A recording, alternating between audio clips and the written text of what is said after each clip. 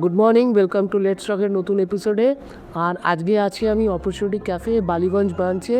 আর আজকে গেস্টকে বলুন তো, ম্যাডাম স্বর্ণালী ধর।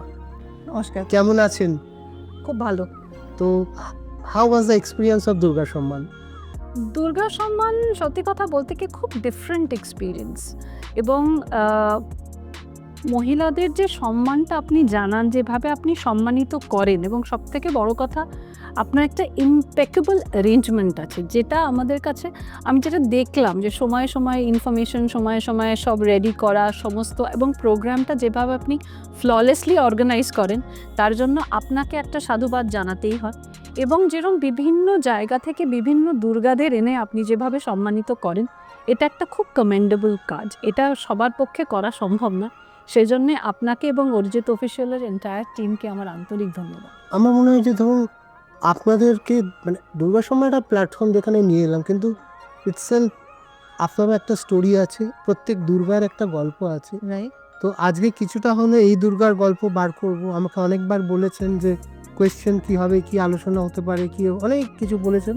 আর যে কিছুই নয়, তো আজকে এই দুর্গাটার একটু গল্প জানাবো আপনাদের এই ছোট্ট এপিসোডের মাধ্যমে।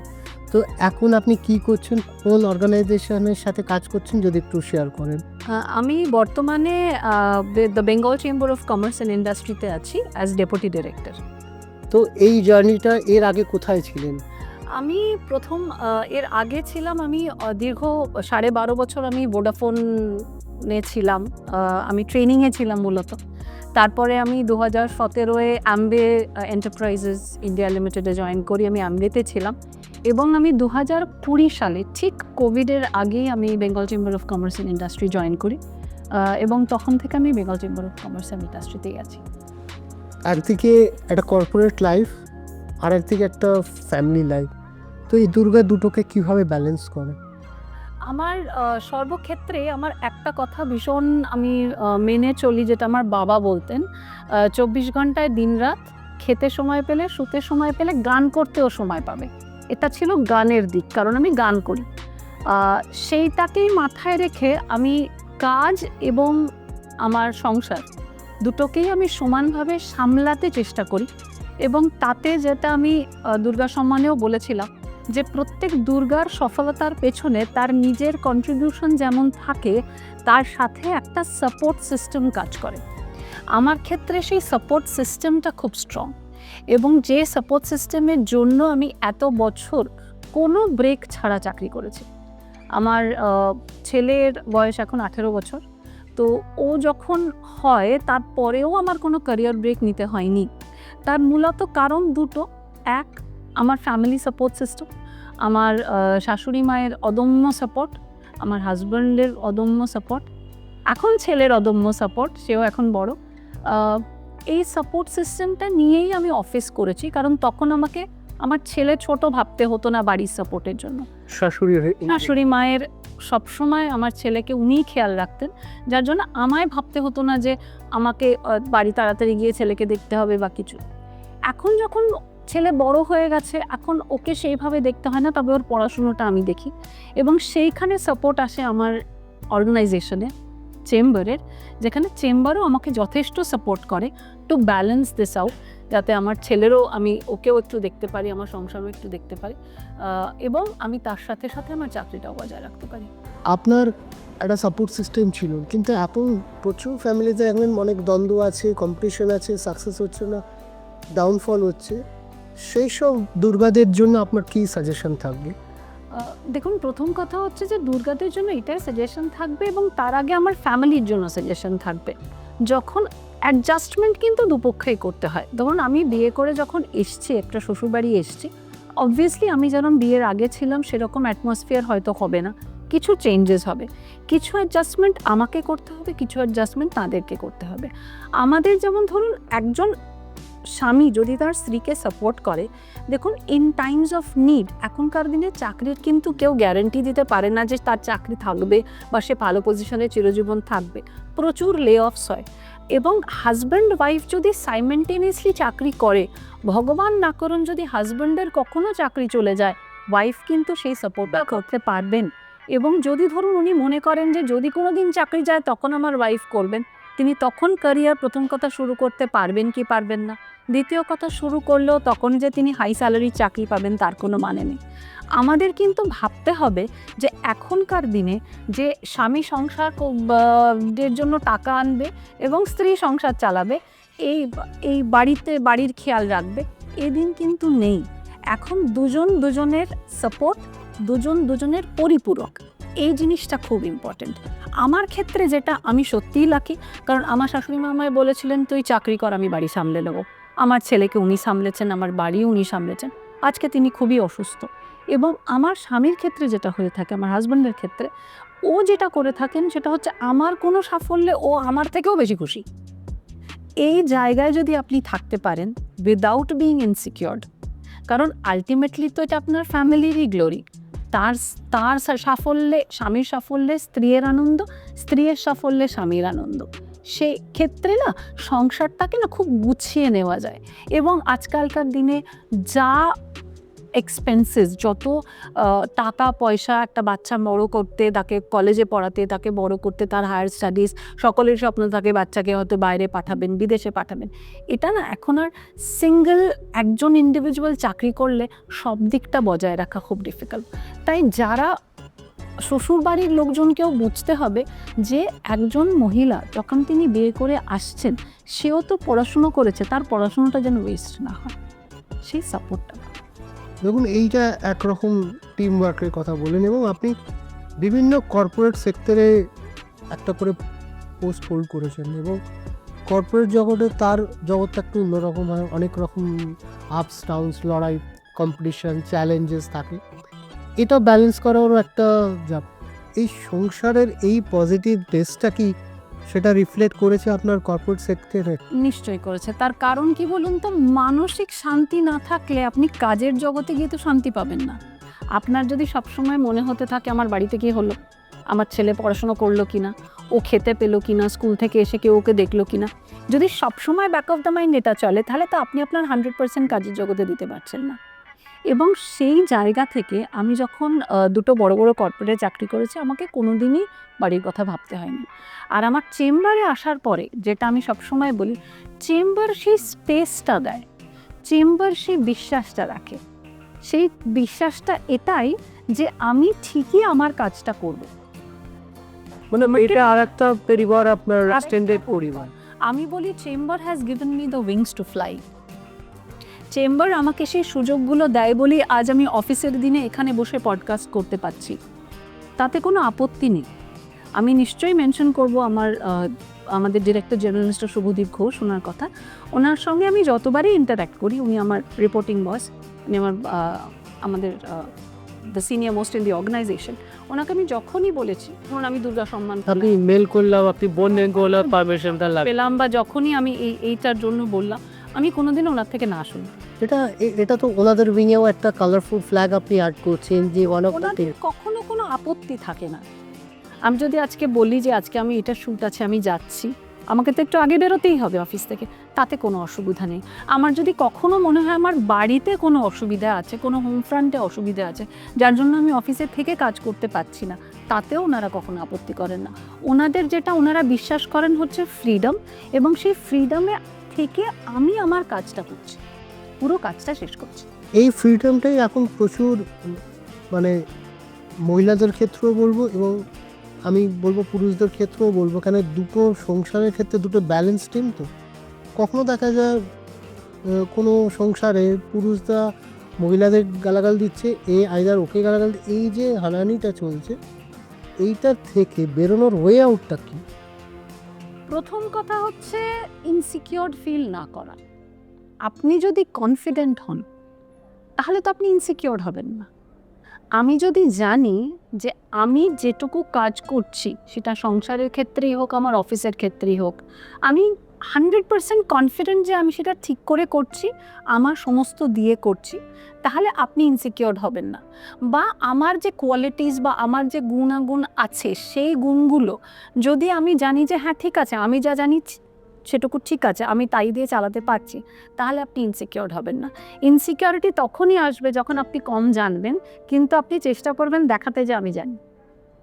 তো এই যে ডিফারেন্সটা দেখুন, যখনই ব্যাপারটা কম্প্যারিজনে যাবে না, হাজব্যান্ড ওয়াইফের কম্প্যারিজন নয়, কম্প্যানিয়নশিপ, কয়েকটা লেটার চেঞ্জ করে দিন, কম্প্যানিয়নশিপ ইনস্টেড অফ কম্প্যারিজন, সেটাই কিন্তু সামনে নিয়ে যেতে সাহায্য করবে। কিছুটা অ্যাডজাস্টমেন্ট আমি করব, কিছুটা অ্যাডজাস্টমেন্ট আমার হাজব্যান্ডকে করতে হবে। যেদিন বাড়িতে অসুবিধে, কোনো দিন হয়তো আমি অ্যাডজাস্ট করে বাড়ি থেকে যাব, কোনো দিনও যদি আমার অফিসে সেদিন কোনো মিটিং থাকে তাহলে উনি সেদিন বাড়িতে থেকে যাবেন। এই অ্যাডজাস্টমেন্টটা যদি করতে পারা যায় তাহলে কিন্তু ঠিক চলে ট্রাকে। এবং এই অ্যাডজাস্টমেন্টটার উনি খুব ঠান্ডা মাথায় করেন, এটা দেখলেই বোঝা যাচ্ছে। উনি সবকটা প্রশ্ন খুব ঠান্ডা মাথায় উত্তর দিচ্ছেন। যতটা উনি ভয় পাচ্ছিলেন উনি বুঝতে পারছেন, আমি বুঝিয়েছিলাম উনি খুব একটা ওটা বলছেন কিন্তু কিছুই হবে না। গানটা জীবনে কী করে এলো, মানে আমি কাল রাত্রিরে ওলা দেখলাম একটা ফেসবুকে গানের ভিডিও দিয়েছে, তো দেখলাম ওটা মনে হলো আমার মানে আপনার জীবনে অনেকগুলো অক্সিজেনের মধ্যে এটা একটা অক্সিজেন, যেটা আপনি খুব মানে আনন্দ করে নেন। একদম। আমি যখন 4 বছর তখন থেকে আমি গান শিখতে আরম্ভ করি। আমার মায়ের অনুপ্রেরণা, মায়ের খুব ইচ্ছা ছিল তিনি গান শিখবেন, সার্কামস্ট্যান্সেসের জন্য হয়নি, উনি ভালো গান করেন। তো গান শুরু করি 4 বছর বয়সে, তখন আমার মা বলেন আমি হারমোনিয়ামে হাত পেতাম না। সেই 4 বছর বয়স থেকে আমার গান চলছে। আমি সঙ্গীত বিশারদ কমপ্লিট করেছি রবীন্দ্রসঙ্গীতে। তারপরে আমি দীর্ঘ 2010 থেকে আমি শ্রীমতী বিদুষী হৈমন্তী শুক্লার কাছে গান শিখি। মাঝখানে একটু কোভিডের জন্য বন্ধ ছিল, আবার শুরু হয়েছে। ওই যে বলেছিলাম, প্রথমেই বলছিলাম আমার বাবা বলতেন 24 ঘন্টা দিন রাত খেতে সময় পেলে, ঘুমোতে সময় পেলে গান করতেও সময় পাবে, এবং সেটা আমি মেনে এসেছি। যে বছর আমি উচ্চ মাধ্যমিক দিয়েছি সেই বছর আমার গানেরও ফাইনাল ইয়ার ছিল, এবং ব্যাক টু ব্যাক 2 মাসে দুটো। তো মা জিজ্ঞেস করেছিলেন যে তুই কী করবি, আমি বলেছিলাম আমি দুটোই করব, আমি দুটোই চাই, কারণ আমার একটা ছেড়ে দিলে আর একটা হবে না। তো আমি উচ্চ মাধ্যমিকেও ভালো রেজাল্ট করেছিলাম, এবং আমি গানেও মেরিট ডিস্টিংশন নিয়ে আমি 5th ইয়ার পাস করেছিলাম আর কি। তো সেই জন্য আমিও বিশ্বাস করি, এবং এখন যেটা হয়ে গেছে, এখন গানটা মানে যেটা আমি আপনাকে বলছিলাম, ওটা একটা অক্সিজেন। গানটা ছাড়া আমি ভাবতে পারি না। আমার প্রচণ্ড বিজি শিডিউল। আপনি হয়তো যেটা আপনি যে গানের কথা আপনি রেফার করছেন, ওটা কাল রাত 11:30টায় আমি রেকর্ড করেছি। কারণ আমার মনে হলো যে দিনের শেষে কাল শ্রীমতী গীতা দত্তের জন্মদিন ছিল। আমার খুব ফেমাস, আমার খুব ফেভারিট আমার উনি একজন শিল্পী। তো আমি ভাবলাম দিনের শেষে 4-5টা লাইন গুনগুন করাই দাও। তাই জন্য আমি করলাম। এবং গান না মানে রবীন্দ্রনাথকে যদি আপনি নেন, আমি তো রবীন্দ্রনাথের গান দীর্ঘদিন করেছি। সুখেও আছেন, দুঃখেও আছেন, সব কিছুতেই আপনি রবীন্দ্রনাথকে পাবেন। এবং ধরুন বাড়িতেও যখন আমি থাকি, আমি একটু গান চালিয়ে দিই, গানটা শুনতে শুনতে আমি কাজ করি, কি আমি গান করতে করতে কাজ করি। সেটা না আপনাকে অনেকটা রিফ্রেশড রাখে, মনে প্রাণে রিফ্রেশ রাখে। তো সেটা আপনার মাথা ঠান্ডা করে, গান আপনার সুথ করে। গানটা অ্যাকচুয়ালি ইজ আ হিলার। আমার কাছে ওটা হিলার এবং অক্সিজেন। এবং আপনি কর্পোরেট জগতের প্রচুর মানুষকে আপনার, সে পুরুষ হোক বা মহিলা হোক, আপনার আন্ডারে কাজ করেছে এবং তাদেরকে আপনি গ্রো করানোর চেষ্টাও করেছেন। আজকে হয়তো তারা, আপনি সেখানে নেই কিন্তু তারা হয়তো কোথাও না কোথাও বস হয়ে। এই মানুষগুলোর সাথে যখন আবার আপনার ইন্টারাকশন হয়, কোথাও একটা আড্ডা হয়, কোথাও একটা ঠেক হয়, কেমন লাগে আপনার? এই অ্যাচিভমেন্টটাও তো একটা দিক আপনার। অনেক বড় দিক। ধরুন আমি যখন ভোডাফোনে ছিলাম, আমি প্রথমে রিটেলে কাজ করেছি, তারপরে আমি রিটেল ট্রেনার হিসেবে কাজ করেছি। আমি যখন 10 বছর টানা ট্রেনিংয়ে ছিলাম, 12.5 বছরের মধ্যে 10 বছর ট্রেনিংয়ে ছিলাম, 2.5 বছর আমি রিটেলে ছিলাম। তো এই যে 10 বছর ট্রেনিং দিয়েছি, বহু ট্রেনিজদের আমি ট্রেন করেছি। তারা আজকে বিভিন্ন অর্গানাইজেশনে বিভিন্ন বড় বড় পোস্টে কাজ করে। কিন্তু দিনের শেষে তারা যখন আমাকে টিচার্স ডেতে উইশ করে, বা তারা যখন আমাকে ফোন করে বা মেসেজ করে বা আমার কথা মনে করে, তখন আমার খুব আনন্দ হয়। I feel very proud. স্বর্ণালীদি বলে যখন একটা মেসেজ আসে, কি স্বর্ণালীদি আমার এটা অসুবিধা হচ্ছে, আমাকে একটু হেল্প করতে পারবে, বা স্বর্ণালীদি এটা হয়েছে, আমার এটা অ্যাচিভমেন্ট, তখন আমার কাছে সেটা খুব বড় পাওয়া হয়। কারণ কোথাও না কোথাও তাদের আমি কিছু শেখাতে পেরেছিলাম হয়তো, যে তারা সেই চাকরি থেকে বিভিন্ন চাকরি করে তারা আজকে এই জায়গায় এসছে, এবং তাদের সাফল্যে আমি খুব খুশি হই। এবং ওই ভোডাফোনের নেটওয়ার্কটা কন্টিনিউ গ্রোয়িং আছে একদম, এখনো এইটার মানে মানে এটা কোথাও গিয়ে তো একজন আপনি শিক্ষিকা হিসেবেও একটা অজান্তেই প্লে করেছেন, যে কাউকে গ্রুম করছেন, কাউকে টিচ করছেন, কাউকে তৈরি হতে আমি দেখছেন। স্কুলেও স্কুলেও পড়িয়েছি আসলে, আমি স্কুলে মিডল স্কুল পড়িয়েছি কিছুদিন। তো সেই স্টুডেন্টরা এখন বড় হয়ে গেছে, তারা চাকরি করে। আমি প্রাইভেট টিউশনস পড়িয়েছি, সেই বাচ্চারা এখন সবাই চাকরি করে। তো আপনার স্পেসে প্রচুর মানুষের সাথে আপনার ইন্টারাকশন একদম হয় একদম প্রচুর মানুষের সাথে। এবং এইটা বোধহয় আপনি এতটা ফ্রিলি মানুষের সাথে মিক্স করতে পারেন, নিজেকে ডেভেলপ করতে পারেন। আপনার কোনো হয়তো ইগো নেই, কোনো আপনি খুব কনশাস না কে কি বললো, কে কি, বিকজ আপনি প্রচুর মানুষের পয়েন্ট অফ ভিউজ বা ইন্টারাকশন আপনাকে হেল্প করেছে আপনার থটসটাকে গ্রো করানোর ক্ষেত্রে। একদম। আরেকটা জিনিস আমি করি না হচ্ছে, আমাকে আমি অন্য কারোর সাথে কম্পেয়ার করি না। আমার কম্পিটিশন আমি নিজে। আমারই মতন, আমার কম্পিটিশন আমি নিজেই। আমি অন্য কি করলো, অন্য কে কি পেলো, অন্য কে কি করছে, তার থেকে বড় কথা আমি কি করছি। ডে এন্ডে am I হ্যাপি? ডে এন্ডে যখন আমি বালিশে মাথাটা দিচ্ছি, আমি কি খুশি? সেইটা সব থেকে ইম্পর্টেন্ট। নাকি আমার ঘুম আসছে না চিন্তায়। যদি আমার এরকমই হয় যে ও বাবা ওটা পেয়ে গেল, আমি পেলাম না, আমি কোনো দিন শান্তি পাবো না। কারণ কেউ না কেউ কোথাও না কোথাও আমার থেকে অনেক আগে। ছেলে এবং মা বাবা ওনাদের সম্বন্ধে যদি একটু কিছু ব্রিফিং দেন।